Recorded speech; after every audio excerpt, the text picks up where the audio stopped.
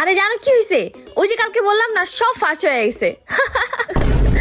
এই কার সাথে কথা বলতিছো? আরে কার সাথে কথা বলতেছি মানে? আমার মার সাথে কথা বলতেছি, খালি সন্দেহ করে। এইটা কে? আরে এটা দুধারা বিল নিতে আসছে। এই নাও বিল দাও।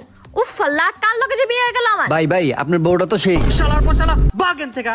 এই আমি ঢাকার বাইরে যেতেছি, উল্টাপাল্টা কোনো কিছু যাতে না শুনি। কিরে ফোন কেন ধরতেছে না? এক কাজ করি, বাসার কাজের ছেলেকে ফোন দেই।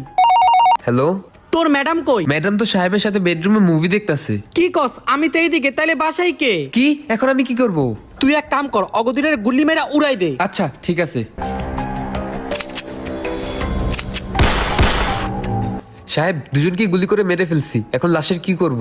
লাশ ঘরের পিছনে সুইমিং পুল আছে, ওইখানে ফালাই দে। কিন্তু আমাদের বাসায় তো কোনো সুইমিং পুলই নাই। ভাই আপনি কোন জায়গা থেকে বলতেছেন? পাবনা থেকে। সরি ভাই, রং নাম্বার। এখন আমার কি হবে? আল্লাহ গো।